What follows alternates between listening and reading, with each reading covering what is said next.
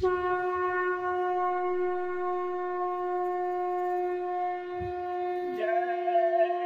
गुरुदेव। जय गुरुदेव।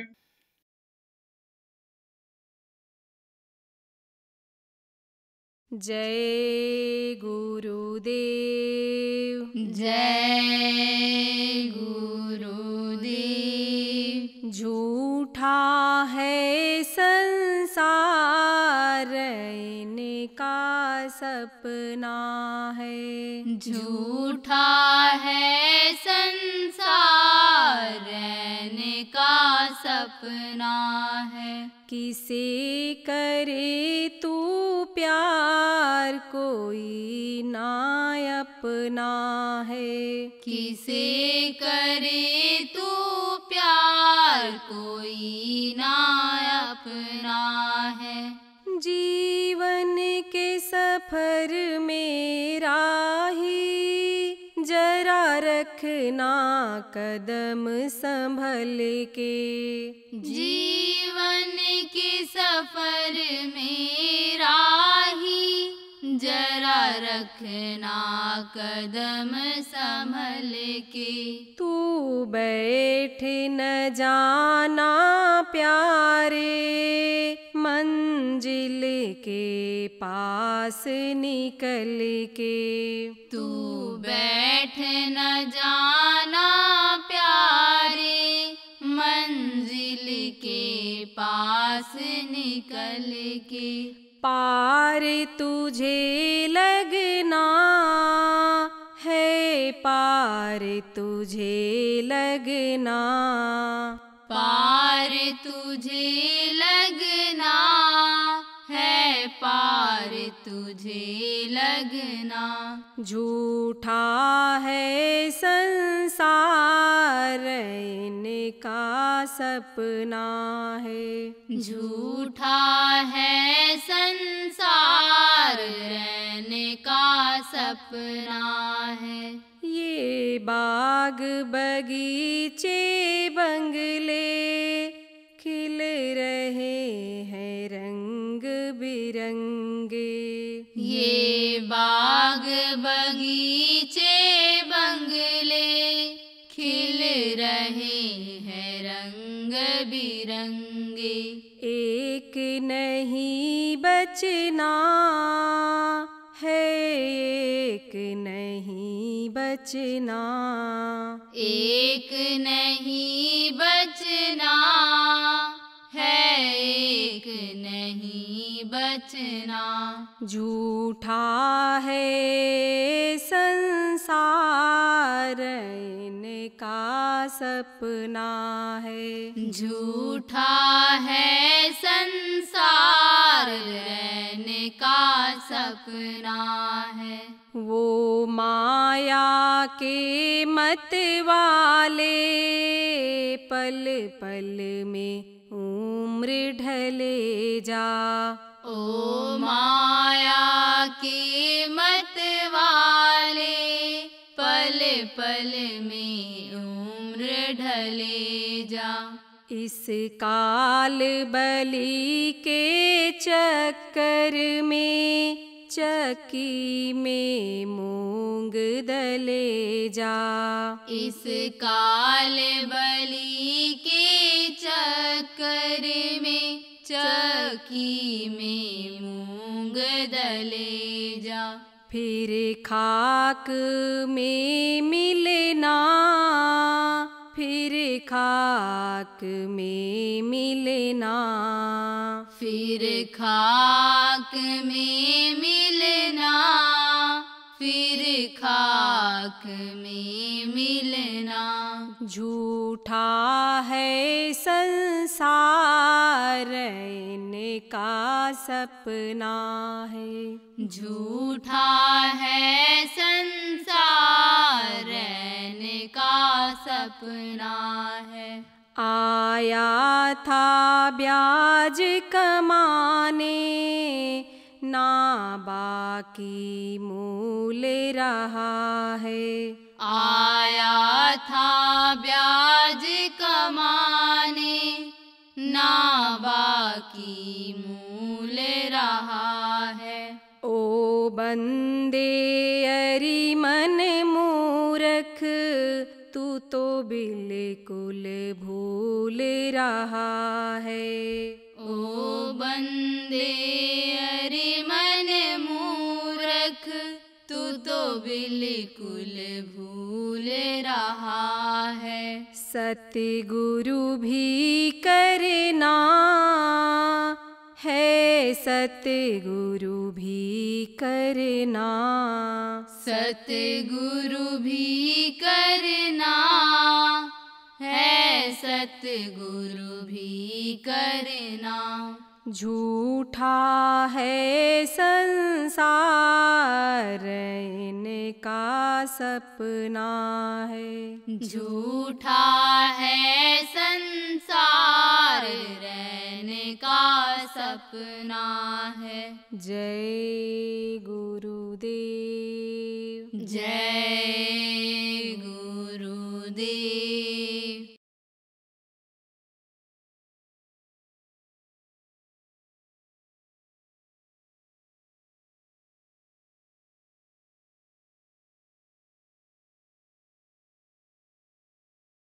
ये भट श्लोक अलग है। आप समझो यहाँ का नियम है कि जो पेड़ फलता है वो झड़ता है, जो आग जलती है वो बुझती है, जो पैदा होता है मरता है। मृत्यु लोक इसका इसीलिए नाम पड़ा। इसके ऊपर में अंडलोक है। इसको क्या कहते हैं? पिंडलोक। तो उसके ऊपर अंडलोक है। इसमें कौन रहते हैं? देवी देवता रहते हैं। ब्रह्मांड लोक उसमें उनसे भी परे रहते हैं। तो जो आप ये समझो कि ब्रह्मा विष्णु महेश ये त्रिदेव हैं। वैकुंठ जिसको कहा जाता है, स्वर्ग वैकुंठ, तो ये वैकुंठ में रहते हैं। तो वहां तक जिनकी पहुंच हो जाती है उनको देवर्ष कहते हैं। जैसे देव ऋषि थे, कौन थे? नारद थे मनुष्य शरीर में, लेकिन इन्हीं दोनों आंखों के बीच में जो तीसरी आंख है उनकी खुली हुई थी और उसी से वो ऊपरी लोकों में चले जाते थे। फिर यहाँ फिर चले आते थे मनुष्य शरीर में। जब वो आत्मा को निकालते थे तो शरीर उतनी देर के लिए बिल्कुल शून्य सा पड़ जाता था। हरकत इसमें नहीं होती थी, चलता फिरता नहीं था शरीर। लौट करके जब आते थे तब फिर ज्ञान जब हो जाता था उनको, किसी ने कोई संदेश दिया पहुंचा देते थे, उसका उत्तर मिल जाता तो यहाँ लोगों को बताते थे। तो लोग उनको नारद भगवान कहते थे मनुष्य शरीर में।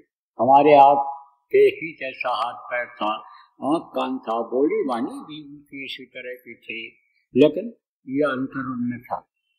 तब आप कहोगे भाई जब हड्डी और मांस के शरीर में ही थे और इसी तरह की नसें थी, इसी तरह के अंदर में थे, आप ये समझो जब इसी तरह मनुष्य शरीर में थे तो कैसे चले जाते थे और हम क्यों नहीं जा पाते हैं? कारण यही है कि इन दोनों आंखों के बीच में जो तीसरी आंख है, जिसको आत्म चक्षु शून्य कहा गया, वो बंद है, कि जिसकी वजह से नहीं जा पाते हो। वो अगर खुल जाए, जिसको खुलने के लिए संतों ने बताया कि इस तरह से खुलेगा, इस तरह से तुम ऊपरी लोकों में जाओगे। चाहे वो आप देखो बगल में ही राधा स्वामी का जिन्होंने नाम का प्रचार किया, जगाया सूरत को, शब्द को पकड़ करके पहुंचाया स्वामी तक। तो राधा माने सूरत और शब्द माने प्रभु, उस प्रभु तक पहुंचाया। तो आप ये समझो कि चाहे वो रहे हैं और चाहे आप ये समझो कि गुरु महाराज हमारे जैसे संत रहे हैं, सब लोगों ने आप ये समझो कि तीसरी आंख खोला, तीसरी आंख खोलने का रास्ता बताया और दर्शन भी किया, कराया भी जीवन को। तो अब आप ये समझो कि उनको जो ब्रह्मा विष्णु महेश तक पहुंच जाते हैं उनको देवर्ष कहते हैं। उसके आगे भी लोक है, वहीं खत्म नहीं होता है। उसके आगे तो ब्रह्मलोक, और ब्रह्मलोक, सतलोक, अलखलोक, अगमलोक, अनामी लोक, बहुत से लोग तो उधर जो जाते हैं और आगे बढ़ जाते हैं। यही जीवात्मा। जीवात्मा माने क्या होता है? नए लोग आए हो अभी तो आपको शायद कोई बताया भी ना हो। जीवात्मा किसको कहते हैं? जीवात्मा ये परमात्मा की अंश है और परमात्मा की अंश जीवात्मा ही इसको चेतन किए हुए है। चेतन किसको कहते हैं? जो एक जगह से दूसरी जगह आ जा सकता है।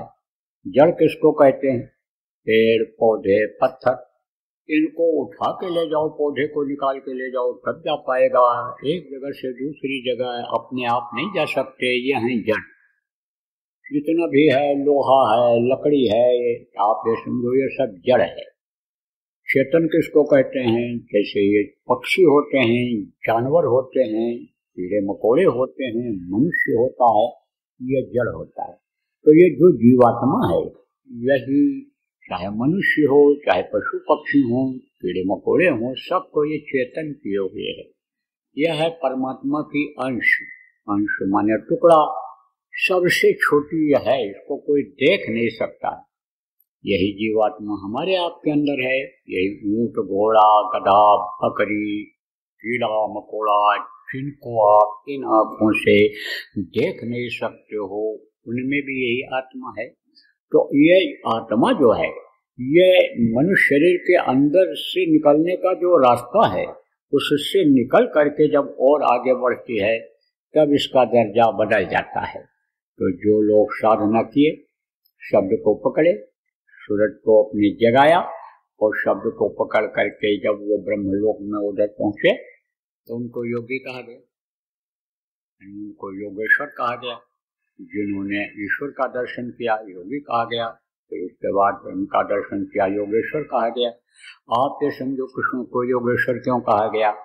क्योंकि वो ब्रह्म स्थान से आए थे, भेजे गए थे। इस धरती का ये विधान है, नियम है कि जब जब हो धर्म की हानि, बाढ़ें असुर अदम अभिमानी, तब तब धय पर मनुष्य शरीरा, तब तब वो आते हैं। यदा यदा ही धर्म शिकलाने बहुत भारत, जब लोग दुखी हो जाते हैं, परेशान हो जाते हैं, बीमारियां साथ नहीं छोड़ती हैं, लड़ाई झगड़ा कुछ कुछ होता है, क्रोध बहुत बढ़ जाता है, काम की भावना बढ़ जाती है, लोग मोह बढ़ जाता है। जब आप ये समझो अहंकार इतना अधिक हो जाता है कि आदमी ये सोचता है कि अब हमारे सामने जब कोई नहीं आ सकता है, तब वो अत्याचार और अन्याय करने लग जाता है। वो अत्याचार अन्याय जब बहुत बढ़ा, मुख भोजन होम सराधा, जाय करो इनकर तुम बाधा, तब आप ये समझो रावण का, राक्षसों का जब ज्यादा प्रकोप बढ़ा, उसको अहंकार आ गया कि वरुण कुबेर सूर्य समीरा, हमारे सामने बड़े बड़े देवता नहीं टिकते हैं मैदान में, मैं बहुत बलशाली हूँ, मेरे पास इतनी ताकत है कि मैंने देवताओं को बस में कर रखा है। तब वो अत्याचार कराने लग गया। तब ऐसे समय पर राम भगवान को आना पड़ा और गुरु के आश्रम पर जाकर के उन्होंने 12.5 वर्ष तक यानी हर तरह की दुनिया की विद्या सीखी और उसी के द्वारा आप ये समझो उन्होंने रावण जैसे पराक्रमी का विनाश किया। और वो जो सीखा राजधर्म, उससे राजधर्म का पालन करके प्रजा को सुख पहुंचाया, प्रकृति को खुश किया, समय पर जाड़ा गर्मी वर्षा दिलाया। इसी तरह से देखो द्वापर में भी अत्याचार पापाचार जब बढ़ा, तब कृष्ण भगवान को आना पड़ा। तो शक्तियां आती हैं, ये मनुष्य नहीं आता है, ऊपर से मनुष्य को सीधे नहीं उतारा जाता है, शक्ति उनमें प्रवेश की जाती है। अब आप ये समझो माँ के पेट से ही पैदा हुए, चाहे ये ऋषि मुनि रहे हों, चाहे योगी योगेश्वर रहे हों, चाहे ये अवतारिक शक्तियां रही हों, चाहे ये संत रहे हों, सब के सब माँ के पेट में ही बन करके पल करके 9 महीने उल्टे लटक करके फिर इस धरती पर पैर रखे हैं, जन्म लिए हैं और यहीं पर डोले हैं, यहीं पर खाए हैं, यहीं पर टट्टी पेशाब मनुष्य जैसा किए हैं, लेकिन आत्मा को जगा करके उनमें अपनी शक्ति को प्राप्त करिए। तो ये सब तवारीख बता रहे, इतिहास बता रहा है, धार्मिक किताबों में सब लिखा हुआ है। लेकिन अब आधुनिक युग में, कंप्यूटर के युग में, ये सैटेलाइट के युग में, मोबाइल के युग में फुर्सत है किसी को पढ़ने का। और मान लो पढ़ते भी हैं तो चौपाइयाँ पढ़ लेते हैं, अर्थ नहीं समझते हैं, समझ भी लिया तो उसका पालन नहीं करते हैं, तो भटकेंगे कि नहीं भटकेंगे? तो अब आपको मैं बता रहा था कि योगेश्वर कृष्ण कहा गया, योगी थे वो। जो ये कहते हैं 16,000 रानियां थी, उनका भ्रम और भूल है। रानियां नहीं थी, उनकी वो प्रेमी थी, सेविका थी, उनके लिए वो व्याकुल रहती थी। अब आप ये सोचो कि एक आदमी एक औरत के अलावा दूसरी औरत रख ले, शादी ब्याह कर ले, तो क्या हालत होती। और 16,000 रानियां भैया मनुष्य शरीर में कौन रख सकता है। बात ये सोचो। बात तो ये बहुत अच्छी नहीं है, लेकिन यथार्थ बताना पड़ता है। अरे वो अंदर से प्रेम करती, उनको अंदर में दर्शन होता है। कहाँ दर्शन होता है? जहाँ पर मीरा को दर्शन हुआ, मीरा ने कहा घट घट मेरा साइया, सुनी सेज न कोई, बलिहारी हुआ घट का, जा घट प्रगट हो। कृष्ण की पुजारी थी कौन? मीरा। जब कृष्ण की पूजा करती थी, धार्मिक भावना उसके अंदर जगी, उसको ज्ञान हुआ, वो संस्कार जगा। जिस संस्कार के बारे में आपको बता रहा हूँ, जो संस्कार आपका जगा और आपको यहाँ खींच करके ले आया, वही संस्कार उनका भी जगा था। तो कहा गया पुण्य पुंज बिन मिले न संता, पुण्य उदय हुआ। पुण्य जब उदय हुआ तो संत मिल गए रविदास जी, और रविदास जी ने फिर सूरत शब्द योग की साधना बता दिया। और ये हाथ पैर से आँख कान से देख करके कृष्ण की पूजा करती थी, उनको फूल पत्ती चढ़ाती थी, उनको धूप आरती करती थी। लेकिन जब आंखों से ऊपर का रास्ता बता दिया, आँखी मध्य पाखी चमके, जिसके लिए कहा गया आँखी मध्य पाखी चमके, पाखी मध्य द्वारा ते द्वारे दूरबीन लगावे, उतरे बहुजल पारा। तो जब वो रास्ता उसने अपनाया मीरा ने, और अंतर में देखा कि घट घट में गुरु विराज रहे, कोई देखने वाला देखे, गुरु रूप में यानी प्रभु को उसने देखा। क्योंकि गुरु गोविंदो खड़े, काके लागो पाए, बलिहारी गुरु अपनो गोविंद। गुरु ही भगवान के बारे में बताते, भगवान से मिलने का रास्ता बताते, और भगवान से मिलाते हैं, प्रभु से मिलाते हैं। तो जब उसने यानी प्रभु के रूप में ही उनको गुरु को देखा, तब आप ये समझो विश्वास हुआ। और विश्वास करने के बाद में फिर गुरु के बताए युक्ति के अनुसार वो जब साधना करने लगी, तब उसने देखा। तो कहा घट घट में गुरु विराज रहे, कोई देखने वाला देखे। आप ये समझो, कहा कि घर घर मेरे साइया, सुनी सेज न कोई। वो तो सबके अंदर विराजमान है, वो तो शयन कर रहा है सबके अंदर में। तो इसी तरह से कृष्ण को भी योगी वो थे, योग करना उनको आता था। आप ये समझो कि वही योग जब उनको बताया, किसको बताया? गोपिकाओं को। और समझो कि जो गुण देता है, जो कोई चीज बताता है, उसी को गुरु कहा जाता है। तो उनको गुरु मानती थी। उनके रूप को जब अंदर में देखती थी, ब्रह्म स्थान पर उनके पावर को जब वो देखती थी, तब उनको पति, परमेश्वर, भगवान सब कुछ उनको मान लेती थी। तो मैं आपको बता रहा था कि योगी किसको कहते हैं, योगेश्वर किसको कहते हैं, ये बता दिया आपको। अब संत किसको कहते हैं?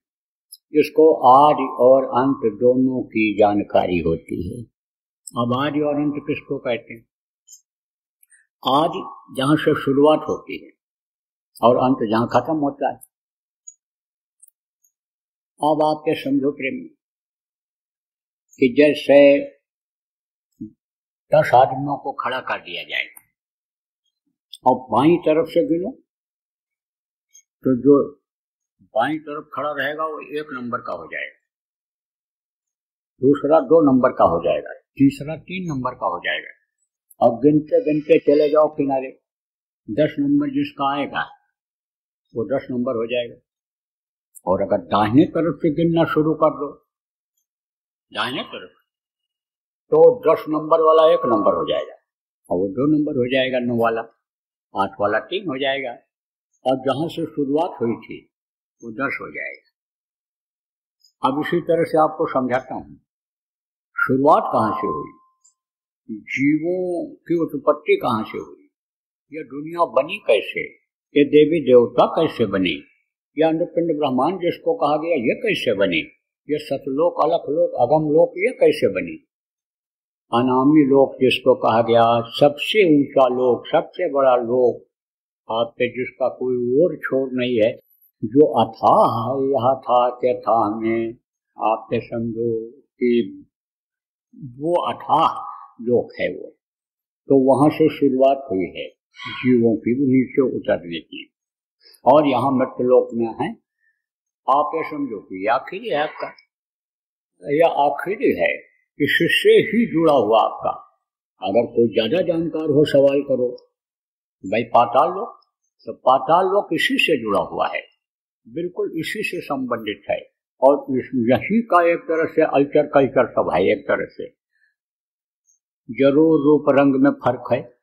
जैसे कोई पहाड़ पर रहता है तो गोरा होता है, और कोई समुद्र के किनारे रहता है वहां धूप तेज होती है, क्योंकि वो सतह नीचा है तो वहां धूप तेज लगती है। जब धूप तेज लगती है तो उसका बदन काला होता है, लेकिन है तो मनुष्य। ऐसे ही इनकी एक अलग योनि है, जैसे देवताओं में योनि है, देवता होते हैं 17 तत्वों के लिंग शरीर में देवता होते हैं, और 17 तत्वों के शरीर में ये भूत प्रेत जिन पिशाच आए सब लोग, ये सब शरीरें होती हैं। यमराज 17 तत्वों में आते हैं, और यमराज के जो दूत होते हैं, उनके जो सेवक होते हैं, आखिरी वक्त पर इस शरीर को खाली कराने के लिए आते हैं। किसका, जो पापी कुकर्मी जीव होते हैं, अपने इस शरीर के लिए ही जीवन भर करते रहते हैं, खाने पीने के इंतजाम में ही अपना अमूल्य जीवन बिता देते हैं। जो इस पापी पेट के लिए अपने गुनाह से गुनाह कर डालते हैं, धर्म कर्म को सब अनिताप पर रख देते हैं, ईमान को बेच देते हैं, उनको खाली कराने के लिए आखिरी वक्त पर जो यमराज के दूत आते हैं, मार मार करके कूट कूट करके ले करके जाते हैं। वो भी 17 तत्वों के लिंग शरीर में ही होते हैं। उसमें भी निचला स्तर है, ऊपर का स्तर अलग है, नीचे का स्तर अलग। हर लोक में नीचे और ऊपर का स्तर है। जैसे देखो बराबर लोक नहीं होते हैं, जैसे जमीनें भी देखो कहीं कहीं बराबर नहीं होती हैं, इसी तरह से ऊपर भी है। तो नीचे रहता है नीचे है, ऊपर रहता है ऊपर कट कहलाता है। आपके समझो पहाड़ के लोग कहलाते हैं, और या आपके समझो तलाटी के लोग कहलाते हैं, और ये जब लोग बीच के लोग कहलाते हैं। ऐसे ही इनका ऊपर का इनका स्थान है। तो आपके समझो कि ये आखिरी है। अब इधर से अगर आप जाओ तो वो आखिरी रहेगा, तो उतर करके तो ये आ गई जीवात्मा। अब ये जब तक वहां नहीं पहुंचेगी तब तक ये इस दुख के संसार में दुख झेलती ही रहेगी। आप देखो कोई सुखी है, कोई नहीं सुखी है। इसी में अभी आप खोजो, बहुत से लोग मिल जाएंगे जो बीमार हैं, और ये कोई ना बताओ तो मैं बता सकता हूँ। घर के लोग नहीं आए हैं यहाँ, लेकिन मैं बता सकता हूँ कि इनके घर में कोई न कोई बीमार रहता ही रहता है। यह भी बता सकता हूँ, रोज झगड़ा होता है, रोज कुछ कुछ लगा रहता है, रोज कोई न कोई चीज बच्चों का चाहे आदमियों का होता रहता है। यह भी बता सकता हूँ। आप चलन करो, कोई एक को नहीं 10 20 50 को बता दूंगा। यह बातें कई लोगों को बता दूंगा कि इनको मानसिक टेंशन रहता है, बीमारी रहती है, लड़ाई झगड़ा रहता है, रुपया पैसा कमाते बरकत नहीं होती है। तो आप ये समझो कि बहुत सागर में इसी में डूब चला रहे हैं, और ये समय जीवन का निकला चला जा रहा है। आए थे हरि भजन को टन लगे कपास, मनुष्य शरीर मांगा था किस काम के लिए? भगवान की प्राप्ति के लिए, आत्मा के कल्याण के लिए, सुख के लिए।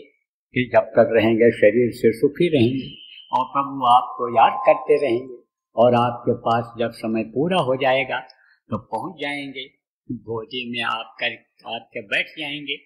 तो आए थे किस काम के, वो कहाँ फंस गए? तो ये दुखों का संसार है, अब आप ये समझो कि इस दुख के संसार से जब तक वो निकलेंगे नहीं, वहां नहीं जाएंगे, पहुंचेंगे नहीं, तब तक आप ये समझो कि दुख झेलते ही रहेंगे। बार बार 84 में आना पड़ जाएगा। 84 किसको कहते हैं? 84 लाख योनियां हैं। जैसा जो कर्म करता है उसके अनुसार 84 लाख योनियों में जाना पड़ता है। और फिर गाय और बैल की योनि के बाद यह मनुष्य शरीर मिलता है, तो 84 लाख योनियों में भटकना ही पड़ेगा। अगर चेते नहीं, अगर जाने और समझे नहीं, आप समझो तो यही रह जाना पड़ेगा। मान लो योगी लोगों ने जो योग किया, साधना किया, अष्टांग योग किया, हठ योग किया, कुंडलिनियों को जगाया, प्राणायाम किया, बहुत सारी क्रियाएं लोगों ने किया, जप किया, तप किया, अनुष्ठान किया, यज्ञ किया, ये सब करने में लग जाओगे और पूरे कर्म इकट्ठा हो गया तो आप ये समझो कहाँ जाओगे? शरीर छोड़ने के बाद स्वर्ग और वैकुंठ में जाओगे। बुरा करोगे नर्क जाओगे, मार पड़ेगी, काटे जाओगे, सड़ाए जाओगे, गलाए जाओगे, तपाए जाओगे। अच्छा किया तो कहाँ पहुंचोगे? स्वर्ग और वैकुंठ में पहुंचोगे। लेकिन पूरी छेड़े मृत्यु लोक के, क्योंकि वो भी नासमान, और पूरी छीड़ हो जाएगा तो इसी मृत्यु लोक में आना पड़ेगा, पुनर्जन्म लेना पड़ेगा। और जन्मते वक्त बड़ी तकलीफ होती है, बच्चा रोता हुआ पैदा होता है, और देखो आप फिर समझो मरते समय भी बहुत तकलीफ होती है। कितना आसानी से ये जीवात्मा निकले, लेकिन ये जो प्राण निकलते हैं झटके के साथ ही निकलते हैं और इतना तेज निकलते हैं कि देखो आंखें से उलट जाती हैं, मुंह खुल जाता है। आप समझो कि बहुत से लोगों का तो नीचे के रास्ते से जीवात्मा जो निकलती है, प्राण निकलते हैं, यानी जीवात्मा तो अपने रास्ते से निकलती है, लेकिन ये जो प्राण है 10 प्रकार के, जब वो नीचे के रास्ते से निकलते हैं तो टट्टी पेशाब जिसको कहते हो, लैट्रिन पेशाब जिसको कहते हो, वो तक हो जाता है, तो आखिरी वक्त में तकलीफ होती है।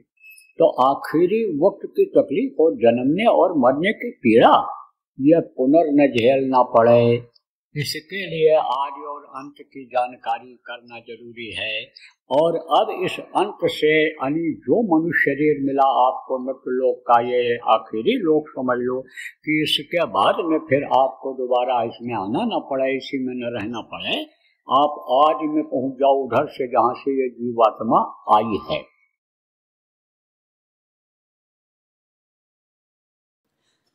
इस भारत देश जैसे धार्मिक देश में